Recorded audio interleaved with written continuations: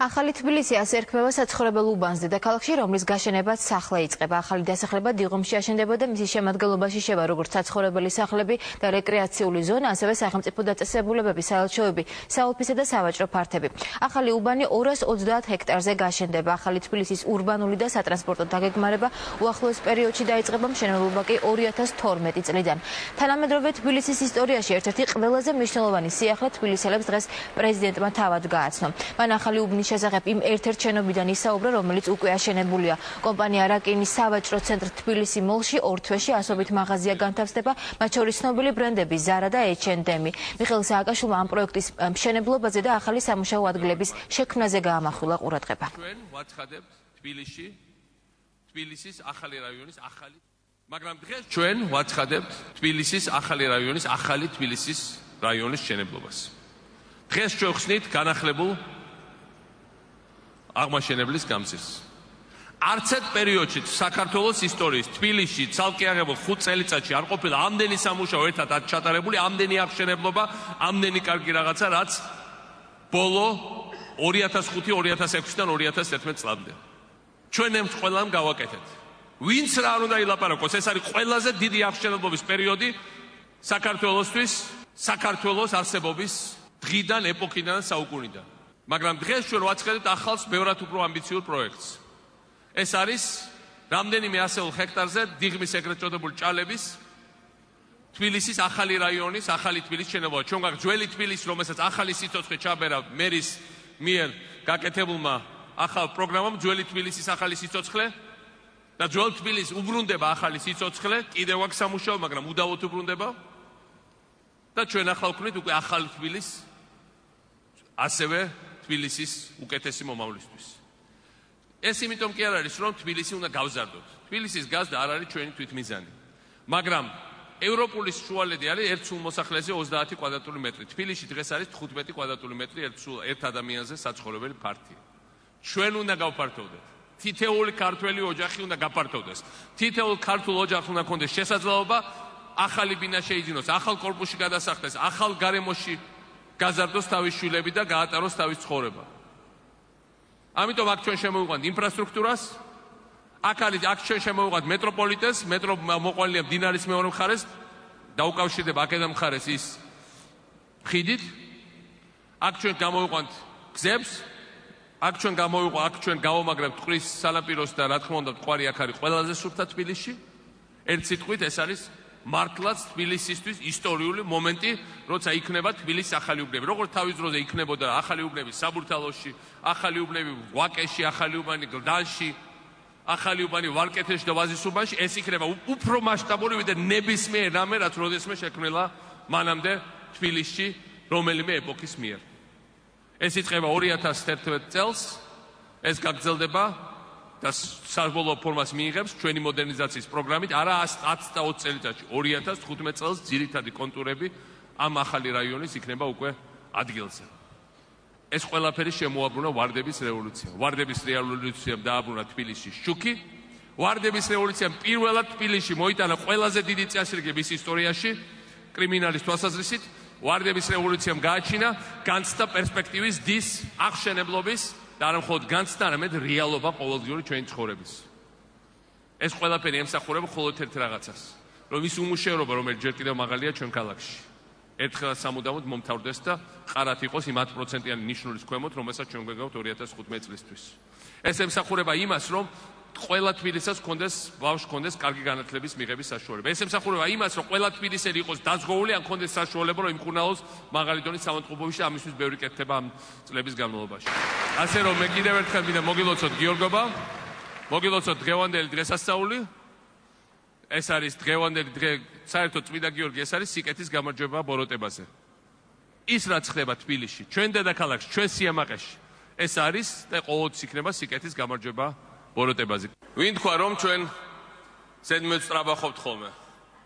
აი რეების აშენება შეძლებია საქართველოს. მართლა ძალიან მნიშვნელოვანი დღე არის, იმიტომ რომ თბილისში დაიმახსოვროს ყველა ურწმუნო თომას სოსნობმა, რომელიც ჩვენ გვაკრიტიკებს, რომ გაიხსნა თუ არ ჩავთვლით ერთ უნიორმაგს თურქეთში, დანარჩენ კონტინენტურ ევროპაში, ყველაზე დიდი სავაჭრო ცენტრი საქართველოში, ევროპის რამდენიმე ასეულ მილიონ მოსახლეობით დასახლებულ ადამიანებში ყველაზე დიდი ცენტრი გაიხსნა სწორედ თბილისში და ეს გავაკეთეთ ჩვენ ქართველებმა, რა თქმა უნდა, ინვესტორებთან ერთად. საქართველოს ეკონომიკა ვითარდება უფრო ჩქარი ტემპით ვიდრე რეგიონის ნებისმიერი ქვეყნის ეკონომიკა.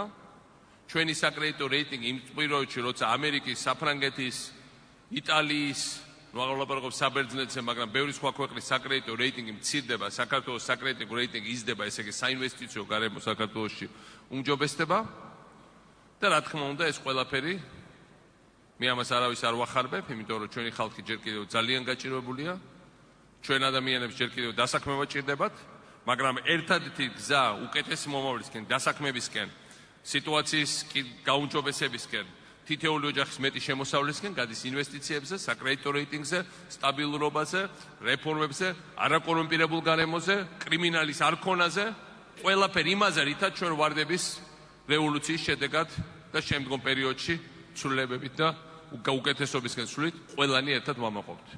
და ამ დღეებში გადის ტელევიზიით გამონათქვამი ნატოს გენერალური მდივნის, გაეროს ბავშვთა ფონდის და ეს არ არის ის რაც ჩვენ გვინდა რომ დავწეროთ და ვთქვათ. ჩვენ ხშირად ვეკამათებთ ამ საერთაშორისო ორგანიზაციებს, საკმარისად არ ხედავთ, საკმარისად არ აფასებთ. და ისი დღესაც უფრო კრიტიკულები არიან, ვიდრე მე ვისურვებდი. მაგრამ იმათაც დაინახეს და მათაც დააფასეს. და ჩვენი ხალხი არის ძალიან დამნახავი ხალხი. ეს ცენტრი არის არ მხოლოდ თბილისისთვის მნიშვნელოვანი წინსვლა, ეს ასევე ნიშნავს იმას, რომ ჩვენ ხდებით სავაჭრო და ეკონომიკური ცენტრი რეგიონის. ის რაც არის სინგაპური თავის რეგიონში, ის რაც არის დუბაი თავის რეგიონში. ეს ხდება საქართველოს კასპიის ზღვისთვის, ცენტრალური აზიის, შუა აზიის ქვეყნებისთვის. ეს ხდებით ჩვენ სამხრეთ რუსეთისთვის, უკრაინისთვის, სომხეთისთვის, აზერბაიჯანისთვის. ის რომ ამ ხელა ფული ჩაიდო აქ, ეს ნიშნავს რომ ამ ინვესტორებს ჯერათ რომ საქართველოში არ არის კორუფცია, არის კარგი საინვესტიციო გარემო, რომ აქ ჩამოვა ძალიან ბევრი ტურისტი, რომ ქართველები გამდიდდებიან, ეს არის მთავარი. არც ერთ პერიოდში საქართველოს ისტორიის თბილისში ცალკე აღებულ 5 წელიწადში არ ყოფილა ამდენი სამუშაო ერთად ჩატარებული, ამდენი აღშენებლობა, ამდენი კარგი რაღაცა, რაც ბოლო 2005-2006-დან 2011 წლამდე. ვინც რა არ უნდა ილაპარაკოს, ეს არის ყველაზე დიდი აღშენებლობის პერიოდი საქართველოსთვის, საქართველოს არსებობის დღიდან, ეპოქიდან, საუკუნიდან. მაგრამ დღეს ჩვენ ვაცხადეთ ახალს, ბევრად უფრო ამბიციურ პროექტს. ეს არის რამდენიმე ასეულ ჰექტარზე დიღმის ეგრეთ წოდებული ჭალების თბილისის ახალი რაიონის, ახალი თბილისის შენობა. ჩვენ შემოვიყვანთ ინფრასტრუქტურას, აქ ჩვენ შემოვიყვანთ მეტროპოლიტენს, მეტრო მოყოლია მდინარის მეორე მხარეს, დაუკავშირდება აქედან მხარეს ის ხიდით. აქ ჩვენ გამოვიყვანთ გზებს, აქ ჩვენ გავამაგრებთ ტყვის სანაპიროს და რა თქმა უნდა ტყვარი აქ არის ყველაზე სუფთა თბილისში. ერთ სიტყვით ეს არის მართლაც თბილისისთვის ისტორიული მომენტი, როცა იქნება თბილისის ახალი უბნები. ეს ყველაფერი შემოაბრუნა ვარდების რევოლუციამ. ვარდების რევოლუციამ დააბრუნა თბილისში შუქი. ვარდების რევოლუციამ პირველად თბილისში მოიტანა ყველაზე დიდი წესრიგი მის ისტორიაში, კრიმინალის თვალსაზრისით.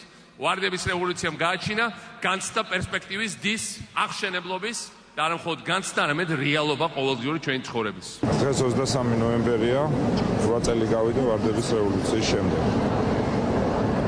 დღეს აღმაშენებლის ხეივანი სრულდება, აღმაშენებლის გამზირი და ის იბრუნებს თავის პირვანდელ სახეს, პირვანდელ დიდებას, საშრომატევადი სამუშაო იყო ჩატარებული.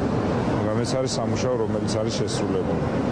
იქვე როცა გადახვალ მარჯანიშვილზე და მარჯანიშვილის ქუჩას ჩამოყვები, იქ არის მიმდინარე სამუშაოები. და დღეს აქ წარმოდგენილია თბილისის ახალი უბანი, რომელსაც ახალი თბილისი ეწოდება და პირველი მერცხალი არის სწორედ ეს დიდი შოპინგ მოლი და მის გაყოლებაზე პრაქტიკულად ერთ-ერთი ყველაზე დიდი უბანი, თანამედროვე უბანი დაემატება თბილისს, რაც რეალურად მიცემს თბილისელებს და თბილის სრულად ახალ პერსპექტივას იმიტომ რომ ნახოთ სტატისტიკა, დღეს თბილისში ერთ სულ მოსახლეზე 14.5 კვადრატული მეტრი მოდის, აღმოსავლეთ ევროპის სტატისტიკა არის 24-25 კვადრატული მეტრი, დასავლეთ ევროპის არის 35 კვადრატული მეტრი ერთ სულ მოსახლეზე. ანუ ამ თვალსაზრისით ეს არის უნიკალური შესაძლებლობა თბილისელებისთვის ეტაპობრივად, იმიტომ რომ ეს პროექტი გრძელვადიანია მოგეხსენებათ, გაიუმჯობესონ საცხოვრებელი პირობები. მე სამი მონაკვეთი, სამი შესრულებული მიმდინარე და სამომავლო პროექტი სპეციალურად ერთად ვახსენე და ერთ კონტექსტში, იმიტომ რომ თუ ჩვენ გვინდა რომ ვიწამოთ და დავიჯეროთ ახალი პროექტი და ახალი თბილისი, ამის საფუძველი არის სწორედ ის გაკეთებული სამუშაოები და ის შესრულებული სამუშაოები, რომელიც შესრულდა აი ამ უკანასკნელ 8 წლის განმავლობაში. ამის საფუძველი რომ ჩვენ დღეს ვირწმუნოთ, რომ ეს ყველაფერი გაკეთება, არის ის მიმდინარე სამუშაოები, რომელიც უამრავი მიდის დღეს ქალაქში. და სწორედ ეს იძლევა იმის წმენას, რომ ეს ყველაფერი, რასაც დღეს შეიძლება ბევრისთვის ოცნებად ჩანდეს, რეალობად იქცევა სულ მალე და ის იქნება უამრავი სამუშაო ადგილის, უამრავი სიკეთის მომტანი თბილისისთვის, თბილისელებისთვის და მთელი საქართველოსთვის.